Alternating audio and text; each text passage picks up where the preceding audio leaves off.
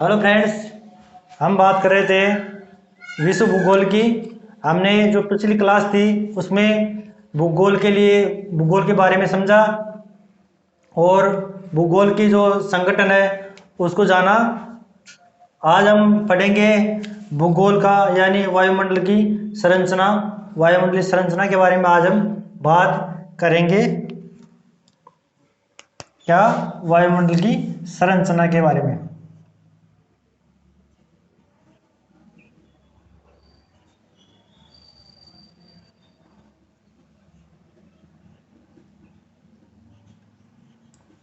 यानी वायुमंडल का निर्माण कौन कौन सी परतों से हुआ है, किस प्रकार से विभाजित किया गया है, उसके बारे में आज हम पढ़ने जा रहे हैं। ठीक है, बात करें वायुमंडल की संरचना के बारे में तो ये वायुमंडल का जो विभाजन है, ये संरचना किसने बताई थी? मार्शल तथा निकोलेट ने 1920 में। कब? मार्शल निकोलेट ने 1920 में पहली बार इसकी संरचना बताई थी। 1920 में किसने? मार्शल एवं निकोलेट।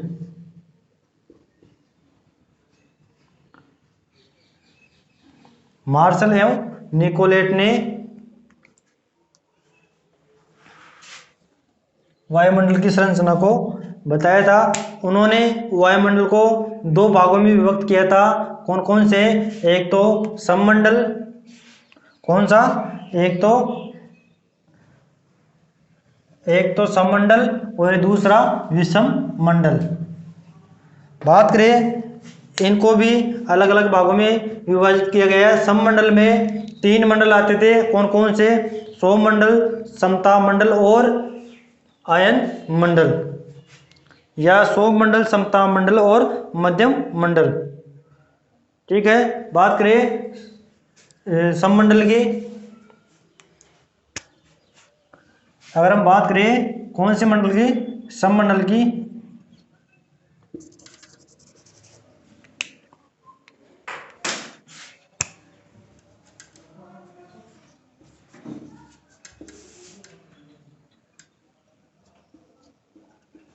अगर हम बात करें सममंडल की तो सममंडल कितनी ऊंचाई तक फैला हुआ है?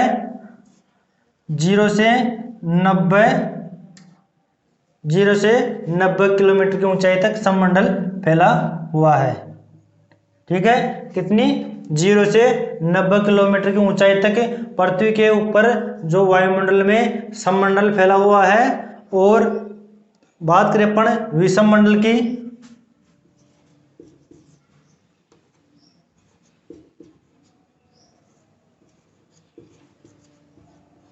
अगर अपन बात करें विषममंडल की तो विषममंडल 90 से लेकर 10,000 किलोमीटर तक फैला हुआ है। कितना? 90 से लेकर 10,000 किलोमीटर तक ऊंचाई तक फैला हुआ है। ठीक है, हमने बात की वायुमंडलीय संरचना के बारे में। सबसे पहले किन्होंने बताया था? यह संरचना 1992 में मार्शल एवं निकोलेट ने बताई थी या इनको विभाजित किया था। तो इन्होंने वायुमंडल को दो भागों में विभाजित किया था। कौन कौन से? एक तो सममंडल और एक विषम मंडल। बात करें सममंडल और विषम मंडल किस आधार पर विभाजित किया गया था? तो सममंडल क्या है कि सममंडल में जो गैसें होती है उनका मिश्रण या समानता पाई जाती है, इसलिए उसे सममंडल कहते हैं। और बात करें विषम मंडल तो इसमें गैसें विषम मात्रा में पाई जाती है, इसलिए इसे विषम मंडल कहते हैं। ठीक है, अब बात करें हम सममंडल की तो सममंडल को 3 भागों में विभाजित किया गया है। कौन कौन से? पहला है क्षोभमंडल।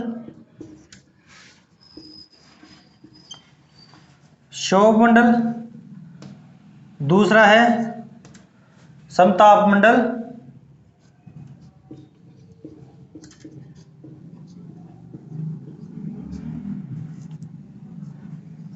समताप मंडल, और तीसरा है मध्यम मंडल। कौन सा? मध्यम मंडल।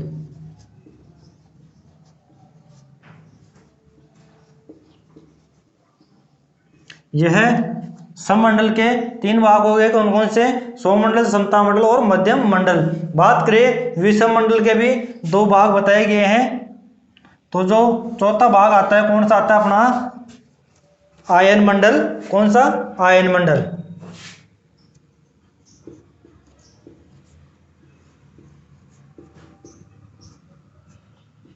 चौथा भाग जो आता है अपना आयन मंडल आता है। और जो वायुमंडल का 5वां भाग आता है वह कौन सा आता है? ऊपरी ऊपर जो आता है बहिर्मंडल। कौन सा आता है? बहिर्मंडल। ठीक है, ये हमने बात की वायुमंडल की संरचना को लेकर। वायुमंडल की संरचना में वायुमंडल को 2 भागों में विभाजित किया गया है, सममंडल और विषम मंडल। बात करें सममंडल की, तो सममंडल जो है 0 से 90 किलोमीटर ऊंचाई तक वायुमंडल में फैला हुआ है। इसका विस्तार 0 से 90 किलोमीटर तक की ऊंचाई तक है।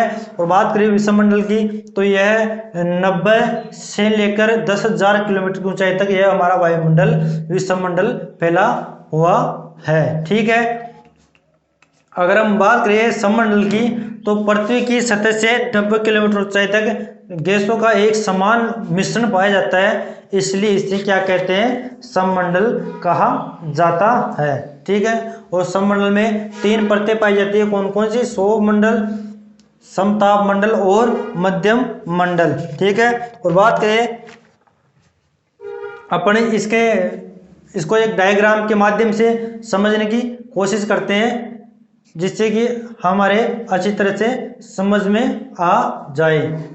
तो ठीक है, एक बार इसको देखते हैं दोबारा से। वायुमंडल की संरचना के बारे में सबसे पहले किस विद्वान ने यह बताया था कि वायुमंडल की संरचना को 5 भागों में विभाजित किया गया है? कौन कौन से है? सौरमंडल, समताप मंडल, मध्यम मंडल, आयन मंडल और बहिर्मंडल। ठीक है, यह 1920 में मार्शल एम निकोलेट ने यह जो विभाजन किया था। अब बात करते हैं अपन इसके एक डायग्राम के माध्यम से समझने की कोशिश करते हैं एक बार, जिससे कि आपको अच्छी तरह से ये समझ में आ जाएगा।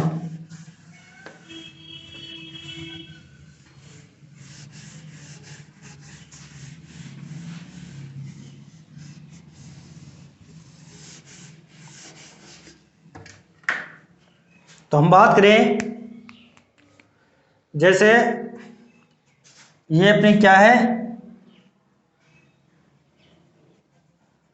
ये अपनी क्या है? पृथ्वी है। ठीक है, ये क्या है अपनी? ये अपनी पृथ्वी है। ठीक है, ये अपनी भूमध्य रेखा है।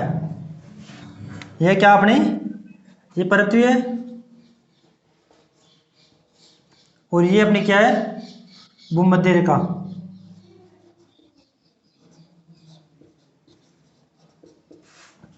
अगर हम वायुमंडल की 5 परतों के बारे में बात कर रहे हैं, ठीक है, तो ये अपनी जैसे पृथ्वी है, तो पृथ्वी के क्या है कि 5 परतें पृथ्वी के ऊपर जो वायुमंडल है उसमें फैली हुई है। 5 परतों में विभाजित किया गया है। तो वह हम बढ़ाते पहले एक बार, फिर हम देखते हैं इनके बारे में क्या क्या है जो।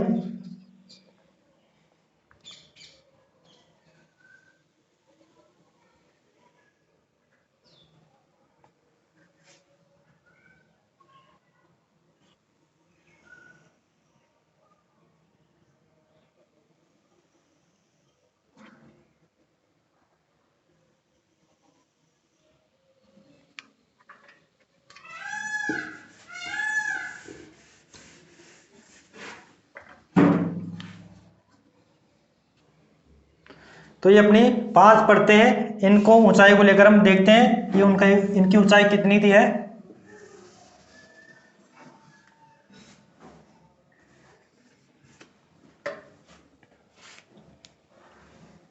अगर अपन बात करें तो ये कितनी परतें हैं? यह 5 परतें हैं। जैसे ये अपनी क्या है? सौरमंडल।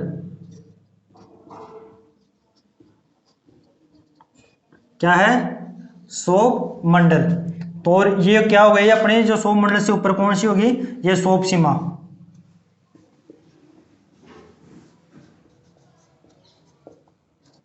ठीक है, ये सौभ मंडल और ये सौभ मंडल से ऊपर ये सौभ सीमा हो गई। ठीक है, इसके ऊपर कौन सा मंडल आएगा, समताप मंडल। कौन सा, समताप मंडल। और समताप मंडल से ऊपरी सीमा जो होती है क्या आएगी, वह आएगी समताप सीमा।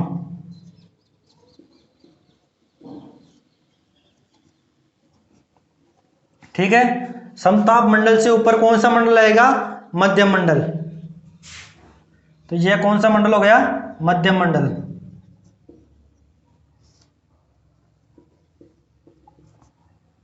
और मध्यम मंडल से जो मध्यम मंडल की ऊपरी सीमा होगी उसे क्या कहते हैं, मध्यम सीमा।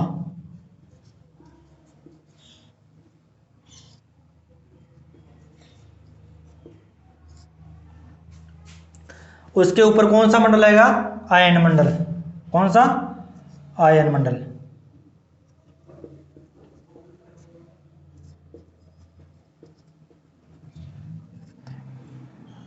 और उसकी जो ऊपरी सीमा होगी उसे क्या कहेंगे, आयन सीमा।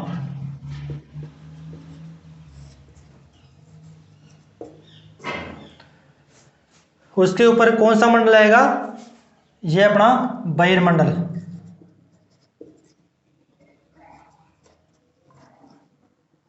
और ऊपर जो आएगी वह कौन सी आएगी, वह अंतरिक्ष, ऊपर अंतरिक्ष आ जाएगा। कौन सा, ये ऊपर अंतरिक्ष आ जाएगा। ठीक है, ये हमने बात की इन परतों के नाम को लेकर कि 5 परतें हैं, उनके नाम क्या क्या है, सौभ मंडल, समताप मंडल, मध्यम मंडल, आयन मंडल और बहिर्मंडल। और ऊपर जो अनंत तक होता है वो क्या है, अंतरिक्ष। ठीक है, और इनकी जो ऊपरी सीमा होती है उन्हें क्या कहते हैं, इनके नाम से ही जो ऊपरी सीमा इनकी जानी जाती है। ठीक है, अब अगर हम बात करें इनकी ऊंचाई को लेकर कि इनकी ऊंचाई कितनी किलोमीटर तक है, उसको लेकर हम बात करें तो जो अपनी जो सौभ मंडल होता है यह, इसकी ऊंचाई कितनी है, इसकी ऊंचाई कितनी है, इसकी ऊंचाई है ध्रुवों पर तो 8 किलोमीटर, कितनी, ध्रुवों पर तो 8 किलोमीटर और विषुवत रेखा या भूमध्य रेखा से 18 किलोमीटर। कितनी है, 8 से लेकर 18 किलोमीटर तक। कितनी ऊंचाई है इसकी, 8 से लेकर 18 किलोमीटर, ये इसकी ऊंचाई है। बात करें अगर हम जो समताप मंडल है इसकी ऊंचाई को लेकर, तो जो अपना समताप मंडल है इसकी ऊंचाई कितने किलोमीटर तक है, इसकी ऊंचाई है 50 किलोमीटर तक, 50 किलोमीटर तक। ठीक है, और अगर हम बात करें जो अपनी नेक्स्ट जो अपनी सीमा है कौन सी, मध्यम मंडल। अगर मध्यम मंडल की बात करें अपन तो मध्यम मंडल की जो ऊंचाई है वह कितने किलोमीटर है, 80 किलोमीटर तक ये मध्यम मंडल ऊंचाई तक फैला हुआ है या विस्तृत है। और अगर बात करें आगे अपन जो आयन मंडल आता है उसकी ऊंचाई कितनी है, 440 किलोमीटर तक। कितनी, 440 किलोमीटर तक। और अगर हम बात करें जो बहिर्मंडल है कितनी ऊंचाई तक फैला हुआ है, यह 10,000 किलोमीटर तक। ये हम बात की हमने ऊंचाई को लेकर कि सौभ जो मंडल होता है इसकी ऊंचाई ध्रुवों पर तो 8 किलोमीटर होती है और जो भूमध्य रेखा या विषुवत रेखा होती है उस पर कितने किलोमीटर होती है, 18 किलोमीटर। अब आप बात करोगे कि ये ध्रुवों पर 8 किलोमीटर और भूमध्य रेखा पर 18 किलोमीटर क्यों होती है, इसका ये कारण है, वह क्या है, वह कारण है तापमान से। तापमान के कारण ये है जो ध्रुवों पर 8 किलोमीटर होती है और विषुवत रेखा पर 18 किलोमीटर होती है, क्योंकि आपको पता है सूर्य भूमध्य रेखा पर लंबवत चमकता है तो तापमान भूमध्य रेखा पर अधिक होता है, इसलिए जो गैसें होती है उनका विस्तार ऊंचाई तक होता है। और जो कि ध्रुवों पर जो सूर्य का तापमान बहुत कम पहुंचता है वहाँ पर क्या है कि ठंड रहती है, इसलिए वहाँ पर जो गैसें होती है वह बहुत कम ऊंचाई तक फैल पाती है। ठीक है, ये इसका कारण है। अगर अपन बात करें कि जो इनके तापमान को लेकर कि इनका तापमान कौन से मंडल में बढ़ता है या जो वायुमंडल का तापमान कौन से मंडल में घटता है या बढ़ता है, इसको लेकर हम बात करें तो जो अपना सौरमंडल है, क्या सौरमंडल अपना, ये अपना क्या है सौरमंडल है। तो इसमें क्या है कि सौरमंडल में तापमान को हम T से व्यक्त करते हैं, टेम्परेचर से। तो टेम्परेचर क्या होगा, इसमें क्या होगा कि जैसे जैसे अपन ऊपर चलते जाएंगे तापमान कम होता जाएगा। ठीक है, T से हम टेम्परेचर को व्यक्त कर रहे हैं, तापमान क्या होगा, घटेगा। अब तापमान घटने की सामान्य दर क्या होती है, तापमान की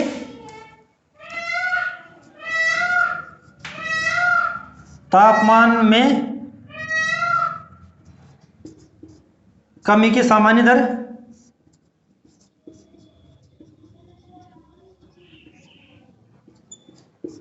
कितनी होती है, आपको पता होगा कि 165 मीटर की ऊंचाई पर 1 डिग्री सेल्सियस तापमान घट जाता है। कितनी, 165 मीटर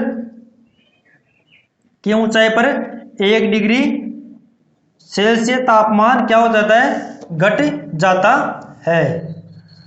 इस प्रकार से हम बात करें तो अपने जो सौरमंडल होता है, इसकी जो ऊपरी परत होती है वहां तक जाते जाते तापमान कितना हो जाता है, -50 डिग्री सेल्सियस हो जाता है। यानी यहाँ पर तापमान कितना हो जाता है, -50 डिग्री सेल्सियस हो जाता है। कितना, -50 डिग्री सेल्सियस हो जाता है। इसलिए यहाँ पर जो हवाएं चलती है वह ठंडी हवाएं चलती है, जिन्हें किस नाम से जानते हैं, जेट स्ट्रीम के नाम से जानते हैं। यहाँ पे कौन सी हवाएं चलती है, जेट स्ट्रीम नाम की हवाएं चलती हैं। कौन सी, जेट स्ट्रीम। कौन सी हवाएं चलती है, जेट स्ट्रीम धाराएं चलती है, हवाएं या धाराएं चलती हैं।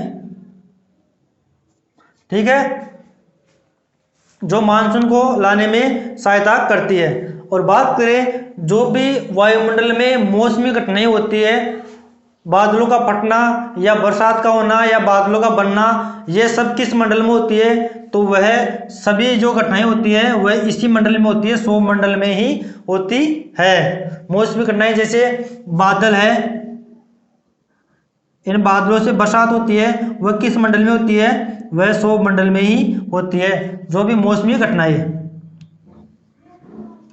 मौसमी घटनाएं,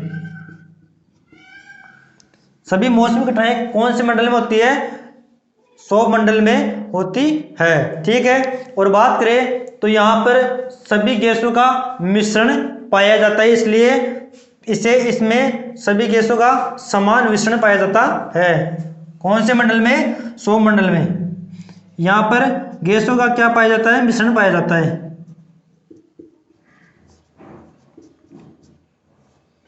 इसी कारण यहाँ पर जो घटनाएं होती है वह यहीं पे होती है, मौसमी घटनाएं सभी यहीं पे होती है। ठीक है, अब अगर हम बात करें नेक्स्ट जो परत है, ऊपर वाली परत, वह कौन सी, अपनी समताप मंडल। कौन सा मंडल, समताप मंडल। तो पहले हम इसके बात करते हैं, इसके तापमान के बारे में।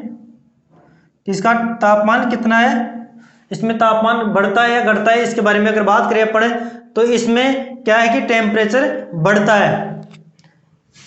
सौरमंडल तक तो टेम्परेचर घटता है, 165 मीटर की ऊंचाई पर 1 डिग्री सेल्सियस तापमान कम हो जाता है। और जो सौर सीमा होती है उसके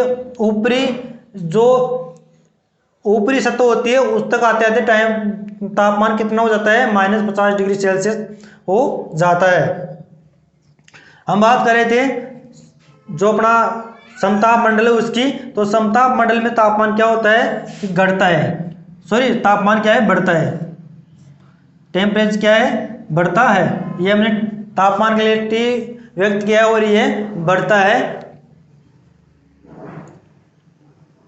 और इसे क्या कहते हैं कि 0 से धीरे धीरे तापमान बढ़ेगा तो इसे क्या कहते हैं, ये शांत या ओजोन परत के नाम से भी जानते हैं।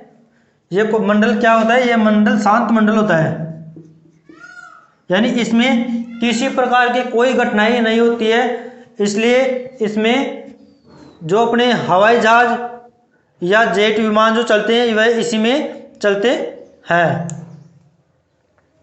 बात करें इसमें जो ओजोन गैस पाई जाती है अपने वायुमंडल में, उसका 90%, ओजोन गैस का 90%,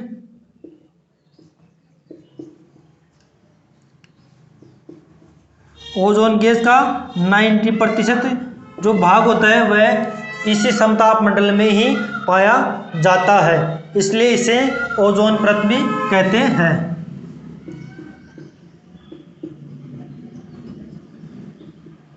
क्या भी कहते हैं, ओजोन परत भी कहते हैं।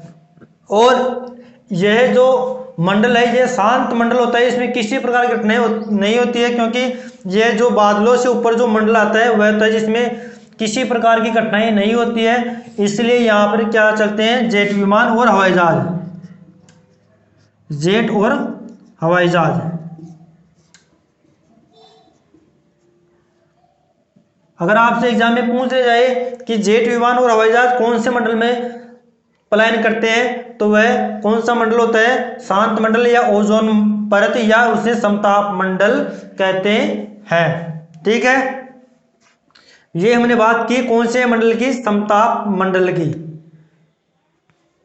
ये हमने बात की समताप मंडल की। अब हम बात करेंगे जो नेक्स्ट जो अपना मंडल आता है वो कौन सा आता है, मध्यम मंडल। कौन सा मंडल, मध्यम मंडल। अगर बात करें मध्यम मंडल की, तो मध्यम मंडल में जाते जाते तापमान वापस क्या हो जाता है कि कम होने लग जाता है, तापमान क्या हो जाता है, वापस कम होने लग जाता है। जैसे जैसे हम ऊपर चलते जाएंगे तो टेम्परेचर क्या होगा, टेम्परेचर क्या होगा, कम होने लग जाएगा, तापमान क्या होगा, कम होने लग जाएगा। और तापमान कहां तक पहुंच जाएगा, -100 डिग्री सेल्सियस तक तापमान इस मंडल में पहुंच जाता है। कौन से मंडल में, मध्यम मंडल में।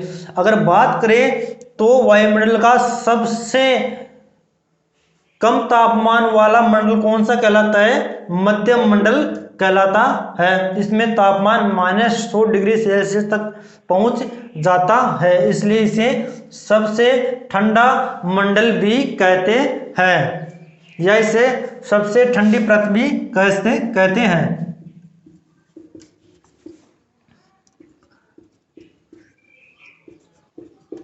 क्या, इसे सबसे ठंडी परत भी कहते हैं, क्योंकि इसमें तापमान कितना पहुंच जाता है, -100 डिग्री सेल्सियस तक इसमें तापमान पहुंच जाता है। इसलिए यहाँ पर कौन सी घटनाएं होती है, उल्कापिंड वाली घटनाएं होती है। उल्कापिंड यहाँ पर आके क्या हो जाते हैं, समाप्त हो जाते हैं।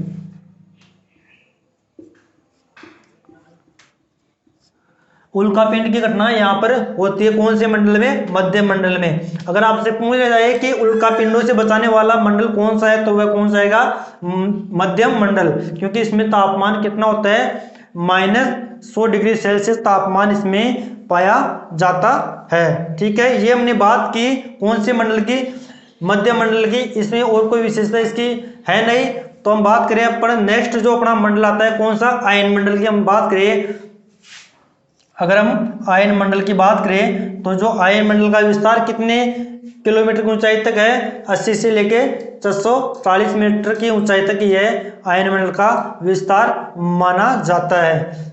और बात करें आयन मंडल में जो तापमान होता है वो क्या हो जाता है, वृद्धि करने लग जाता है। क्या, टेम्परेचर वृद्धि करने लग जाता है। और तापमान बढ़कर जो आयन मंडल होता है इसमें तापमान कितना पहुंच जाता है, 10,000 से 1400 किलोमीटर, 1400 डिग्री सेल्सियस तक, 1000 डिग्री सेल्सियस से 1400 डिग्री सेल्सियस तक तापमान पहुंच जाता है। कौन से मंडल में, आयन मंडल में तापमान कितना पहुंच जाता है, 1000 डिग्री सेल्सियस से लेकर 1400 डिग्री सेल्सियस तक तापमान पहुंच जाता है। तो अगर बात करें कि जो सबसे गर्म जो मंडल होता है वो कौन सा आता है वायुमंडल का, तो वह आता है आयन मंडल, क्योंकि इसमें आयन होते हैं जो सूर्य से जो किरणें आती है उनके द्वारा संलयन की क्रिया द्वारा यह तापमान बढ़ जाता है। और इसमें कौन सी घटना होती है, यहाँ पर अरोरा की घटना भी होती है। कौन सी घटना, अरोरा की घटना। अब आप ये कहोगे कि ये अरोरा क्या होता है, अरोरा क्या होती है, ये एक रेडियो तरंगे होती है। क्या होती है, रेडियो तरंगे।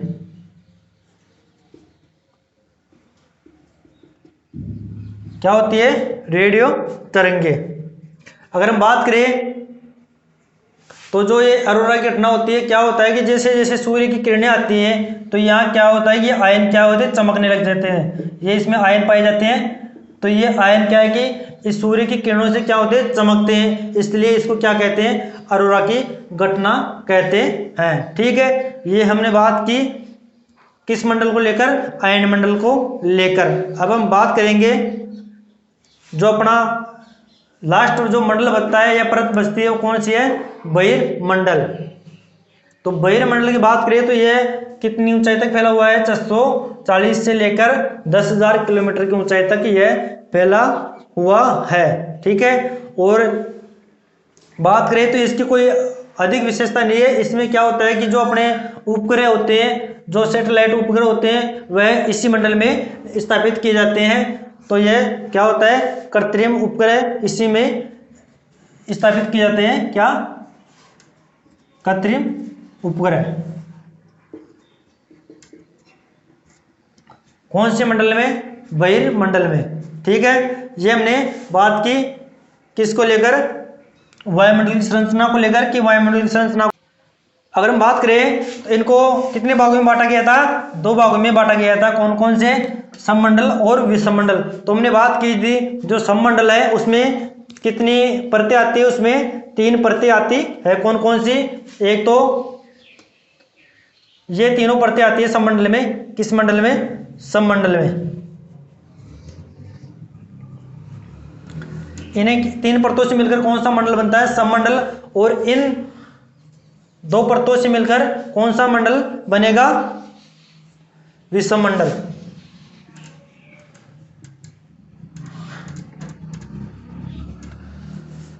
अब अपन एक बार इसको दोबारा से रिवीजन करते हैं।